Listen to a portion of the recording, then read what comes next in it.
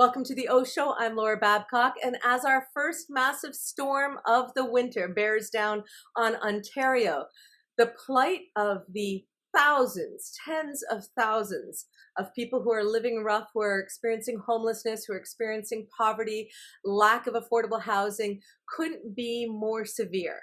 How do they make it through the night? How do they possibly find shelter when there is literally no room at the inn?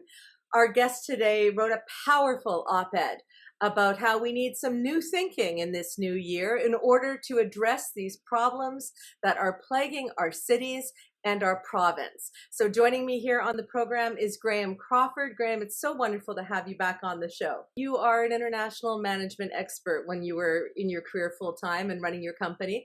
And so you are often someone that we go to here on the OShow to talk about leadership. And your op-ed went directly at Mayor Andrea Horwath. And we'll get to some of the policies at the provincial level that Doug Ford should obviously be addressing. But you had some criticism for Mayor Horwath and some suggestions that you wish she would be pursuing. So can you get into why you felt you needed to write that op-ed and what it is you're not seeing from the mayor that we should be seeing in this crisis that our city has declared years ago is a crisis? Andrea Horwath said a year ago, and she said it a bunch of times since then, she's all about collaboration. She is, fostering a more collaborative environment at council than ever before in the history of council. Bullshit. It isn't happening. You look at some of her tweets over the holidays. One of them, where she's speaking about Doug Ford and her contact in the province, is, I took a Team Hamilton approach. Look at that sentence. I took a Team Hamilton. Where's the we? You mean we took a Team Hamilton approach, and she might have led the charge, but great leaders don't need to ever say I, unless they screw up. Then they can own that. But they share in progress and success. Andrea doesn't do that. She writes a lot of I stuff. And I noticed that because, again, in my training as a management consultant and leadership development coach, you don't do that if you're serious. If this is your value, if your principle is you believe that together we do more, you actually have to do it. You can't just say it. And that's my concern about these platitudes. They're hollow. I said on this show months and months ago, she's a fake. She is a fake. She proves it every week. Even if she's not used to doing the hard work because she was a leader of a party and she spent most of her time criticizing Doug Ford and doing a lot of, performative opposition leader stuff. If you can't do the heavy lifting, if you're not strategic, if you're not good at leading council meetings, if you can't get a vote, if you can't get a policy through, then at least tell people you care, that it's not going to be perpetually worse, that she's not just managing the decline in this town. She's barely witnessing the decline. So I don't even think she's paying enough attention to see the decline, let alone manage the decline. So when you write an op-ed that says, here's city center right there, empty right now, the landlord's saying they're not going to do much with it for quite a while, it's perfectly positioned to serve as an emergency shelter during the worst time of the year, winter, for people who are living rough on our streets, all 1,600 of them plus, and the mayor gets your op-ed. Many people read the op-ed. They think she should act on it or investigate it or look into it. Listen, if she's got no interest in doing that, fine, then tell us. If she's got some other things going on behind the scenes, then tell us. If there's some hope for the people who are freezing on our streets in this horrible storm, then tell us. But don't sit there wherever it is she's sitting and ignore the crisis and ignore her responsibility to tell the people of Hamilton what she's doing, what the city is doing. Their homeless plan that came out for the winter, advocates immediately said that it was potentially harmful and dangerous. It was so insufficient. What is she doing since then? Why isn't she telling us she's not going to call city center or it's not possible? It's not okay to not be accountable to people. Well, it's true. I think the issue maybe at the moment is she's not here. I don't believe she's actually at City Hall at the moment. And if she is, then she should say so. But right now, based on what I know and have been watching, is I don't even know if she's in town. Is she on vacation with Doug? Because he took 9 weeks. I'm just asking. She may be, yeah, I'm making staying in light of it. Doug's But condo. I don't know. this entire province watched as Andrea attacked Del Duca and Doug Ford got another majority. And there are lots of people who are upset with her strategy during that. And whatever. But all of that rancor that we saw for years at Queen's Park, as soon as she became mayor, she said and effectively said to me on the OShow, "Oh, these are roles we play." And then we saw the bread announcement with Ford and them being all chummy chummy. So if you have a relationship with Ford, use it, Use it. right? If you are doing quiet power diplomacy behind the scenes for the people of Hamilton who are freezing and starving, then tell us about it. Set some expectations for us. But this lack of communication, this low visibility, this nonsense where all we hear about is her picking award recipients for her 3 Nears levies when the mayor of Halifax had the intelligence and gut instinct to say, yeah, no, I'm not spending my cash on that. We don't need a party when there are people freezing on our front steps. I couldn't sleep at night, he said, thinking about the people, so I canceled my New Year's levy. And I took the $8,500 and I got approval by council to give it to people who were providing service. Let me give you a concrete example of something that I find deeply troubling and that I believe is evidence of Andrea's approach to things. And this one is involved with the Hamilton Police Services Board, which I watched. It streamed online. And I went back and I watched it again just to make sure, did I actually hear what I thought I heard? So this year, and within a matter of weeks, the police budget will come before council. That budget is $212 million. It's a $20 million increase over the last one. It gets discussed at the Hamilton Police Service Board. Andrea is on that board, as is Cameron Cretch, as is Esther Pauls. Those are the 3 council representatives on the board. And there are some citizen member appointees. It's a small board, but it's quite tight in control. But there's a new member of the board, a citizen, whose name I can't remember at the moment, but I was quite impressed with her questionnaire. I'm sorry, I can't remember her last name. I do apologize. But she was asking questions about budget. Cameron Cretch, Ward 2 councillor, asked a question about budget, some details. Andrea basically scolded both of them. And I'm not kidding. If you don't believe me, watch it. She said, in my entire life, I'm only barely paraphrasing, by the way. In my entire life, I've never sat on a board that went through a budget line by line or a budget committee. And I thought, huh? What? I've sat on budget committees in my life. That's the whole purpose of a budget committee, is to take staff's work and go through it and say, help us understand. Now, you may not go literally line by line, which I'm sure will be Andrea's defense, but you look at lines, you look at line items. I remember sitting on a board, I was on a budget committee. We went through the budget and we found people who were stealing because the numbers were out of whack. And we did an internal investigation. We discovered theft. Like significant theft. And of course, we changed it. But that's what a budget committee does. But let me just go back to context.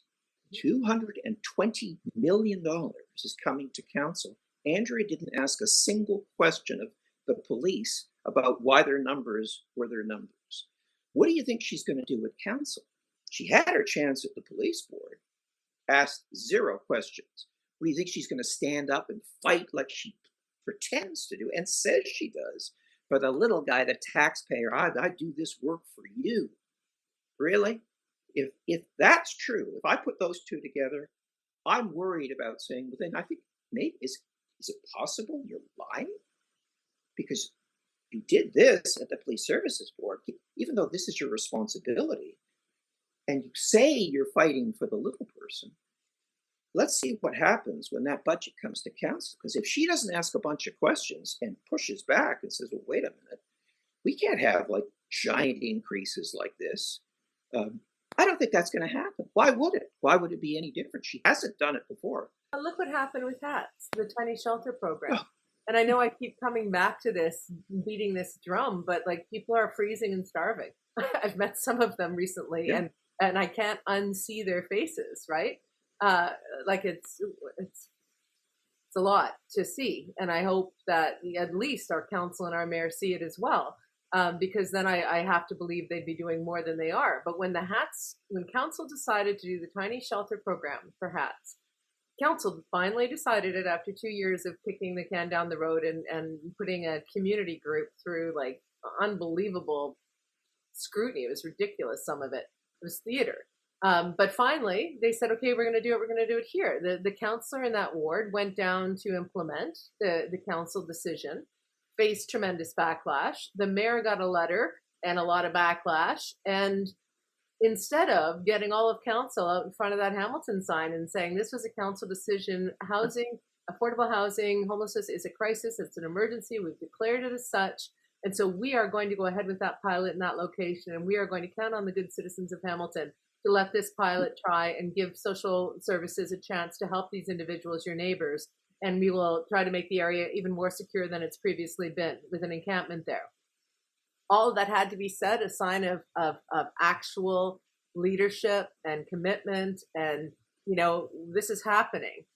Instead, they left it to the organization to say, oh, too much liability, too many threats, like how could we possibly go forward with this? I'm paraphrasing. But I saw that as not just a failure to implement, but an abdication of responsibility to the people who need her, whether they voted for her or not. And the communication around it, I mean, it was the counselor who had to come out with an op-ed to let everybody know what happened in that circumstance. Like, if you can't even do the basics, Maslow's hierarchy of needs of shelter for people, why are you the mayor? Like, seriously, what? Like, I hope this is a retirement for her. I hope this is it. I hope this is her exit strategy from public life, because people Well, she may. This is not happy times. This is not a city that's on the rise and economic development and everything's booming and the restaurant scene's popping and woohoo. We just went through a pandemic and we are in a terrible place like we were when I first moved here 25 years ago. There are some things that are going well, but it's pretty grim on our streets downtown if people haven't been there. And so this is not a time where we need a baby kissing mayor. This is a time where we need a mayor who cares. And if she does care from her NDP values that you supported for so many years, Graham, if she cares, we're not seeing it. And we're not seeing the policies, and shame on council for not doing more either. I know some of them are trying, but not hard enough. Well, the problem is, I mean, there are a number of them who are trying to make a difference. And indeed, I would suggest are starting to make a difference, but not with the help of the mayor. You're right, that hats scenario. I mean, basically everyone other than Councillor Kretsch and Mayor Horwath they disappeared. They were like hiding at home. And that was not the time to be hiding. It was the time to be standing together. Solidarity, collaboration, all the things that Andrea talks about. But Laura, picking up on your last point, one of the things that I have heard Andrea say many times, it's a talking point of hers. And she says it with a smile, which she's very good at. She speaks through a smile. Hamilton's best years are ahead of us, I think. Okay, now how am I to interpret that? You say, well, it's about hope, it's about progress. Yeah, it could also be coming from a place of despair, saying, well, we can only go up. Right. We can't get any worse, can it? But she thinks it's get behind me because Hamilton, our best days are ahead of us. It's like, okay, even if I buy the premise, what are the actions that you're taking? You've had 12 months of this now. And she published some stuff on social media recently, which is just junk. It's got headings, a year of progress, a year in the community. And you look at this stuff and you think, are you kidding me? Like, and Laura, you said, I hope she's doing this. Is this a retirement project? Bear in mind, Hamiltonians, that our mayor, for 4 years, if she continues to do what she's doing now, She collects at the end of that $1 million. It's actually more than $1 million because it's 250 grand a year with all of the stuff that's there. Are we getting $1 million worth of value and progress and action and leadership from our mayor? Because we're 250 grand into it now. Hey, folks, are you willing to bet the remaining 750 grand to get the same shit that we've been getting for the past 12 months? I'm not. I'm going to keep up the pressure to the extent that I can.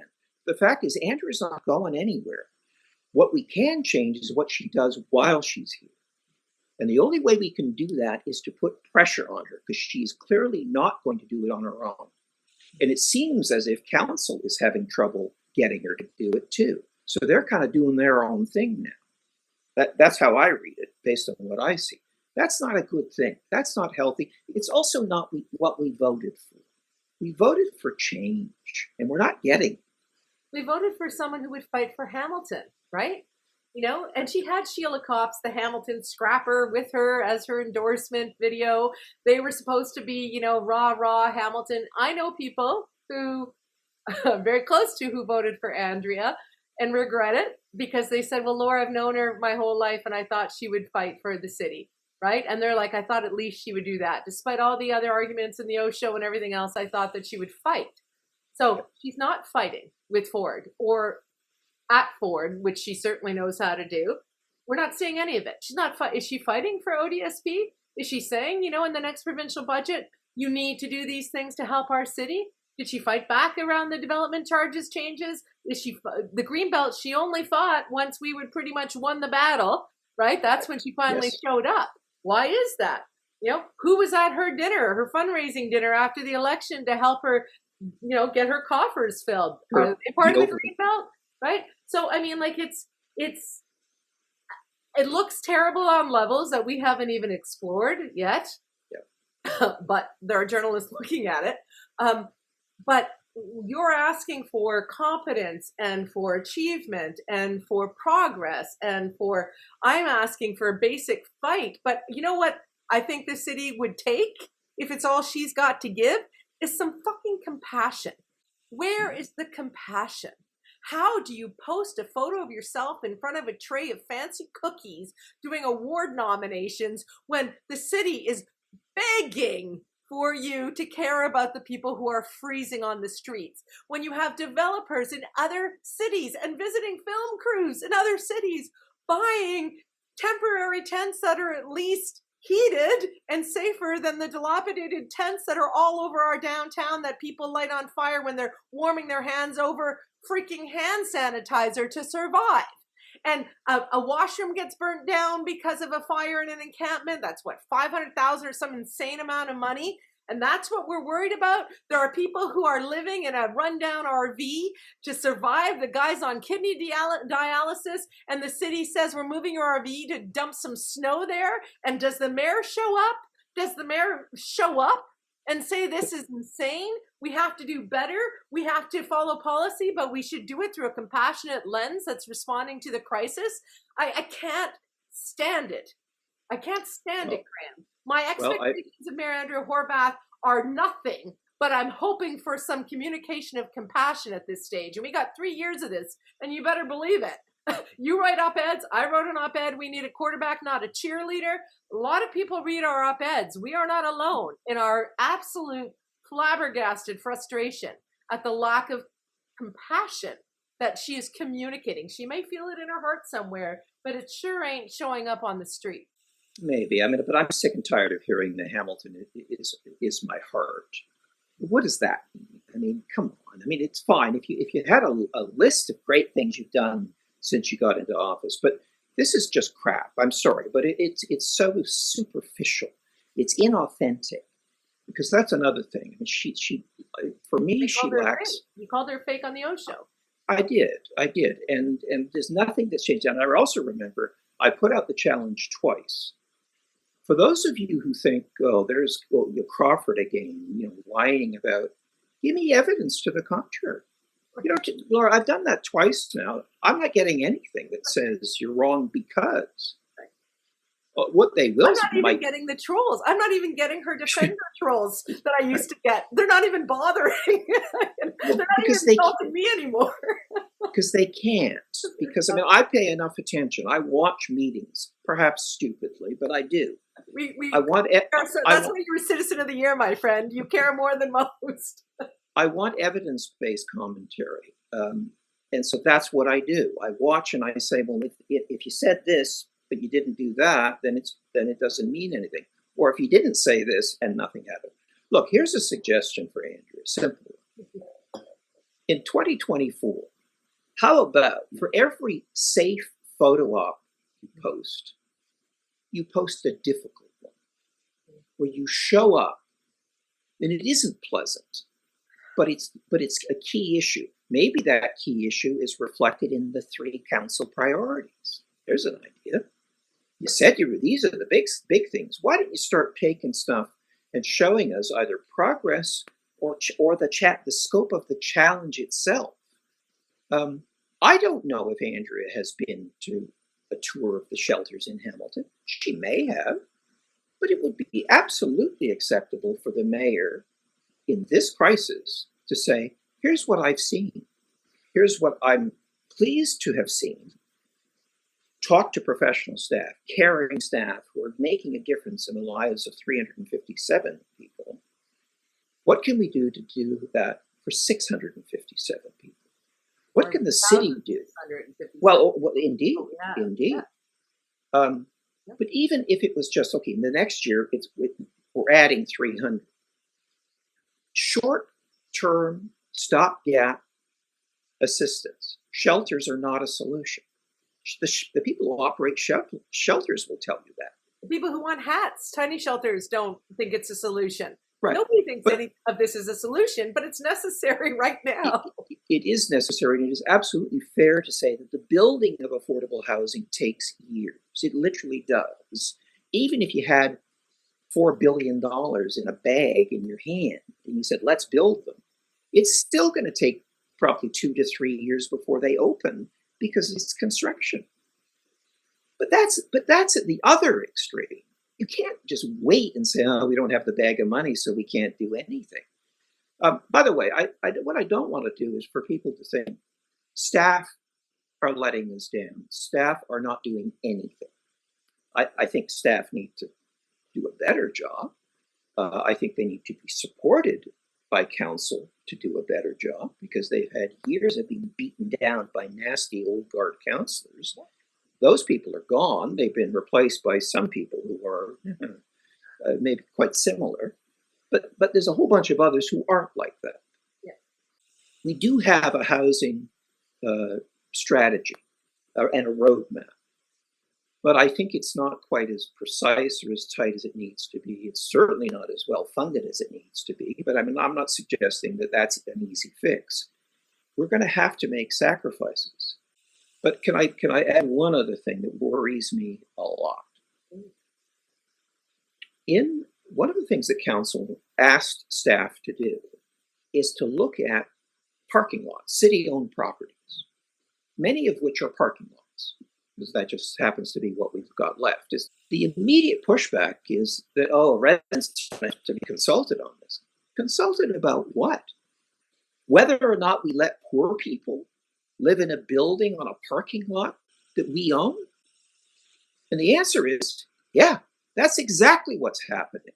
I watched and participated in social media back and forth. People are talking about parking convenience. That's the issue for them. This idea that is being supported by council, in spite of some of their other rhetoric and campaign promises, is that affordable housing is what we need to do unless there's any other pressure not to do it. Except here. I think it should be all over the city, but not in my neighborhood. Listen, we got a developer who says that they'll do X amount of free affordable housing units. Hey, question the motives, question the long-term plan, do your due diligence, ask for the site to be up to some kind of a standard. But don't get to a point like we saw in the news last week. Well, the developers like, we're confused with what's happening here. We might need to back down on our commitment to the city. I mean, that's where either affordable housing and dealing with this incredible crisis that we're facing and Hamiltonians are suffering through, and I hope none die tonight. Either we have this as our urgent priority or we don't. A mayor would pick up the phone and say, what are the issues? Where's the confusion?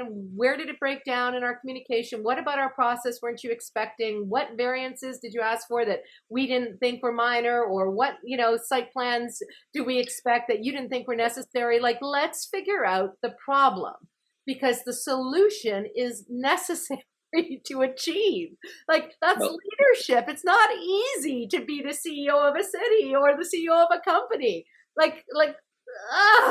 Well, no, I agree with you completely. I mean, as architect Mies van der Rohe said, God is in the details. He chose not to say devil is in the details. Right. In other words, goodness is in the details, which I much prefer. And goodness is in the details of this particular Darko Vranic opportunity in Ward 3. Except I don't understand what the offer is. It's not very clear. Is he gifting the building? Is he loaning one of the towers for a period of time? I don't know. But God is in the details. Let's find out. Do we take him at his word? But unfortunately, what's happened in the absence of a mayor who lifts the priorities apparently that she helped champion, there's silence. The Mayor Horwath has not said a single thing about this Darko Vranic opportunity, challenge. I don't know what it is. It's playing out in the media.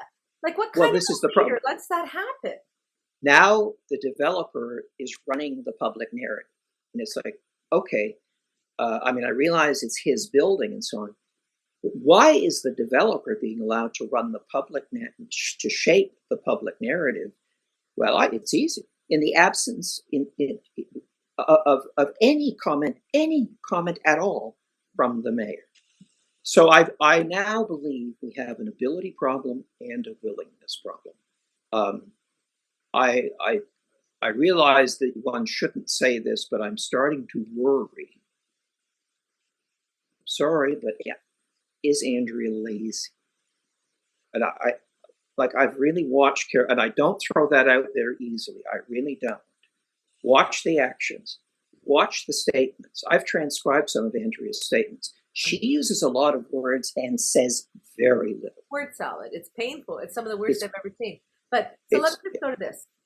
I don't know if she's lazy or not. I don't know her personal work ethic. I don't either. What I know is that we are not getting the support or the communication of the support from our mayor. And she may not have the strategic planning skills. She may not have the CEO level skills it takes. She might not know how to get the votes, whatever. But she does have the talking skills. We saw it for years and years and years. And she's not using those. Why is she not down at Queen's Park? I know she had a meeting, I think, with Calandra or something and showed us a photo op of it. That's where she said, Laura, that's where she said, I took a Team Hamilton approach. That's when she actually said that. What was the outcomes? Where's the joint presser? Like after Mayor Olivia Chow meets with the Premier, did we get any of that stuff? Where is the setting of expectation? Where is the stick it to Doug Ford, be Doug Ford's best buddy? I don't give a shit. Just get some money for Hamilton. Get him to move on ODSP. Some of these, and Margaret Skimba pointed out on Twitter to me today, there are policy issues at the provincial level that would move mountains in terms of the crisis we're seeing on our streets. Sure, it takes years with a bag of cash to get affordable housing built, presuming that you don't push away a developer who's like right there with the bags of cash and willing to do it. I mean, presuming that you're not pushing away charities that are willing to put up shelters, all of which our city is doing. But let's just say if they weren't screwing up actively and like looking gift horses in the mouth and then punching out their fucking teeth, sorry, but assuming they weren't screwing up actively, they could proactively be seen to be pushing for the people of Hamilton, to be fighting for them. Show up at Queen's Park in a delegation. You were able to go to Italy and party. Show up at Queen's Park and be out there and say, Hamilton demands that you put in policies that help us keep our people from starving to death. How about that? How about something that suggests that they care? I'm so sick and tired, and I know some councillors got more affordable housing units renovated, and I know some of them are working on this and that and the other thing. But as a collective with this mayor, they are failing to meet the moment, Graham. And I don't know the internal divisions that are happening, although they seem to be making themselves a little bit more apparent. Old guard legacy, hangover, whatever it is. But we have a mayor who is feckless. I hope she cares, but I haven't seen it. And I damn well know she can talk.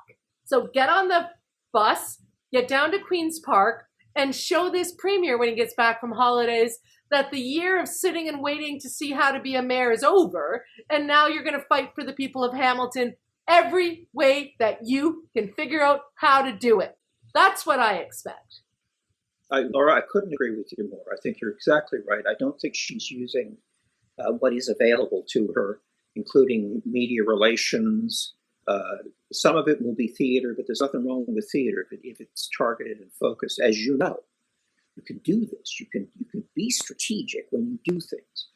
Imagine if there were 16 people on a bus, every one of them a councillor and the mayor, who went to Queen's Park, and even if Doug didn't come out and meet them, that's a story. The premier wouldn't even come out and meet them. But they stood there and they said, here's why we're here. Here's what's happening in our city. Here's a number that we want from the province, whether that's $150 million or whatever it is, because they do photo ops with the federal government. The federal government shows up and they get $93 million. And so there's I don't know, they're doing big joke checks, cut. Oh, there we are. But why don't they say to Doug Ford, if the feds just gave us $100 million, where's your $100 million? For housing. For deeply affordable housing, not just housing. Because we don't want to talk about, the green belt and so on, that's another issue. That's a separate issue. We have many issues in this city, and I don't think we're really addressing any of them as properly or as thoroughly as we should. We have done what we can in our capacity for this week to try to hope that somebody in her office is paying any kind of attention to the op-ed response to social media, to the people on the street, to the OShow. I don't care where they get the advice from. I just want them to take it and do something, because there are people right now facing a terrible, terrible night, a terrible winter. We need to be pushing Ford and Horwath and every other mayor and politician in this province to do their damn job. Thank you for doing the OShow, Graham. My pleasure, Laura. Thank you so much. When you care about current affairs, it's on the OShow. And when you want to get clear what's going on here, it's on the OShow. If you like to stay in the know, tune yourself into the OShow. It's the OShow. Laura Babcock's the OShow. With a lot of great guests, she puts them to the test on the OShow. There's no doubt they'll be calling them out on the OShow. Stand for something or fall for it all. Ontario, hear the call on the OShow. It's a podcast, the OShow. Laura Babcock's the OShow. Stay informed with the OShow, OShow.